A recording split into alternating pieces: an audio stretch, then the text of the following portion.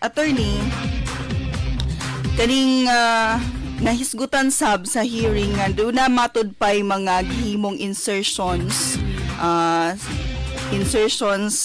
nga ni sa GAA attorney kaning mangutana ta attorney kung paunsa or like unsa nga proseso nga mapalugwa ni sige although nahisgutan naman gyud mo attorney nga kining proposed budget sa kaning NEP o kaning GAA. So wait lang, atong ipa-explain ni attorney unsay kalainan paunsa siya nga proseso nga mong lugwa ni kaning National Expenditure Program mo ni actually ang proposed budget nga gagikan sa Malacañang, no. Nganlan sa National Expenditure Program tungod kay mo ni ang policy direction sa to ang executive branch sa opisina sa presidente kung unsaon paggasto ang kwarta sa tuang gobyerno para nga mulambo ta, no, sa sulod sa usa ka panahon, no.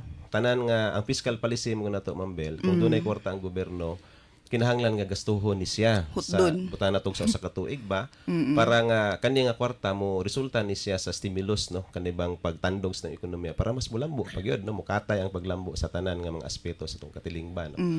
Kaning National Expenditure Program diri na karon nabutang ang tanan nga mga proposal sa nagkalain-lain nga mga ahensya sa gobyerno. Muna nga kung hinumdum mo, dunay mga sesyon sa Kongreso ug sa Senado nga padipinsahan sa mga ahensya sa gobyerno ang ilang tagsa-tagsa ka mga budgets. No?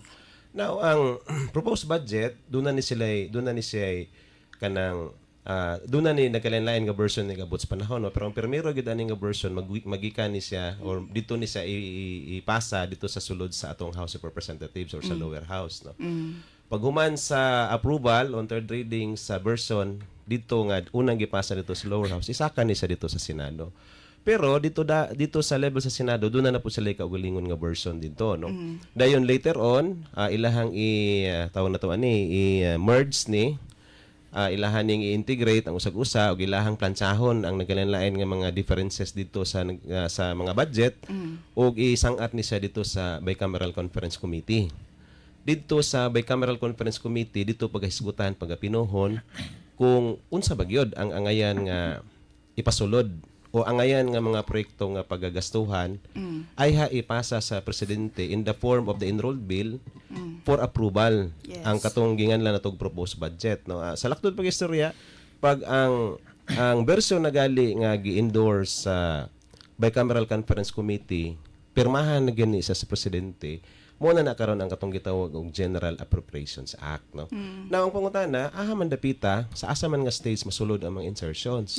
Ang ato ang nahibal-an Mambel, no, base sa mga diskusyon sa Senado sa Kongreso, insertions mahitabo human nga ang versions ang merged versions sa House ug sa Senado naa na karon diya sa Bicameral Conference Committee. Kay nganuman pag naa na mo gud diya sa Bicameral Conference Committee wala na mo mga further deliberations diha. Kung sa permero dito sa Kongreso, sa House o dito sa Senate, doon na pa yung mga deliberations dito, doon na pa yung mga debate, doon na pa yung mga justifications nganong ingon ani nganong diha ibutang ug inaning kantidad nga angayan nga i-approve. Pag-abot sa BICAM, wala na discussions diya. It is as if ning agi na sa sakto nga proseso. Ning agi na sa butuhan ang tanan nga mga versions, no, whether Senate or gikan sa House of Representatives. Munang dihang dapita ipang sulod to, ipang paslak tong ginganlan og mga insertions kay wala na may panahon, wala na may proseso para ibalik pa. Wala na may deliberation, wala na may panahon nga ibalik pa dito sa Kongreso sa Senado kung unsa to yung mga bagong gipang insert sa budget, no. Matud pa sa mga aligasyon, mga pasangil, ang Bicameral Conference Committee gawas nga naana siya, no, composed of members coming from both houses. Doon na pagyud kunoy powerful pagyud nga gamay nga committee diha, no, nga mo'y nagbuot sa tanan, no. Kinahanglan ni siya nga atong subayon pa kay nganuman murag doon na rabay pipila ka mga pagdili, no, nga imbestigahan kung kinsa ba gyud ni mga tawhana nga later on nagbuot-buot sa budget, no. Pero kung mahisgot ta ganos ang masulod ang insertions dito ni sa Bicameral Conference Committee kay enrolled naman siya, matawag na sa enrolled bill later on o pagtugdong din dito sa lamesa sa presidente for his approval or for his signature, good as tanan nga magipang insert nga wala debatehe, wala isgute dito sa House o sa Senado, appeal na siya sa maaproban ug mamahimo na siyang kabahin sa ginganlan natong General Appropriations Act. Oo, attorney, nakahisgot ka nga sa BICAM na no, iipang sulod tong mga gusto nilang i-insert, no? Constitutional ba, attorney, nga dito ipang-insert? Yes. Oo, kay murag maro style mo siya, no? Ay, mga bypass. Sa base sa history ni Attorney Escalante, ma'am. Panahon mong sa BICAM napay laing mga para mo coincide ang ilahang version sa ubos sa lower house o sa upper house. Kinahanglan gyud ang mga kanaang murag changes. Okay. Changes. Kay naamang di man gud tugma usahay ang ilahang mga panang proposal. Oo. So para mo tugma na ay mga changes nga buhaton, either mo os-os or mo taas ang budget depende sa ilahang masabutan. Oo. Pero kung as to giunsa pag-arrive nga ng amount, dili ta sure na kung naunsa pagkita po. akong lantaw gali Mambel, no, kanang personal ako panglantaw na consider gyud ni ang unconstitutional na, no. Lagi, no. Kay ngano man dapat manggod kung doon naman ganoy mga siguro mga desisyon nga paghimuon ng BICAM kabahin aning mga pag-usab-usab sa mga kantidad, mga locations ug uban pa apil na po ning pagsulod pag-insert sa mga bag-ong line items. Kinahanglan mo gud ta ni diskasan og balik dito sa plenaryo ba para makahibalo ang general membership sa House, general membership sa Senate nga nay ani nga mga siguro matawag na tong mga kabaguhan, no. Problema lang galing nato kay ang konstitusyon nagsulti nga once nga ang versions na nasa Bicameral Conference Committee wala na siya laing direksyon, di na siya pwede ibalik sa plenaryo. Kung dili mo diretso na siya, Proceed no. na siya. Mo proceed na siya for approval dito sa level sa opisina sa presidente, no. Manang ang ako galing lang tawo diri yun ani, no. Kaning Senate investigation o House inquiry nga gihimo karon puro man ni mga in aid of legislation.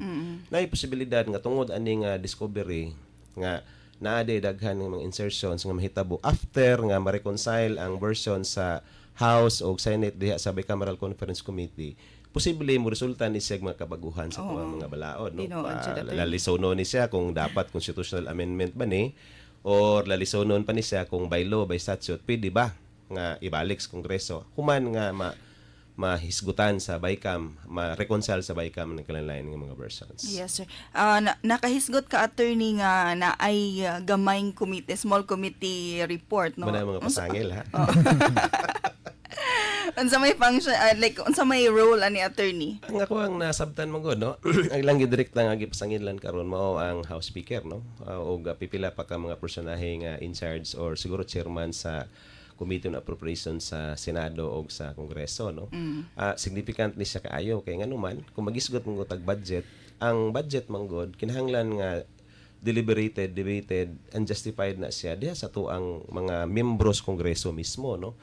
Kay mahitabo na nahulog na lang formalidad na dayon ang magbuot ra ay 2, 3, 4 ka tawo na lang, no, nga naging to nga medyo powerful kaayo nga gamay nga komitiba, no. Yes. Pero mga pasangil pa ni, no. Mga pasangil nga murag daghan ang mutuo nga tinuod. Ato pang nantawon kung unsay resulta ka. Mura pag mutudlo gid pud, attorney, di ba? Ambot ka sa ni jam basin lugihan ning Attorney silingan Jam? sa ilahan sa kani.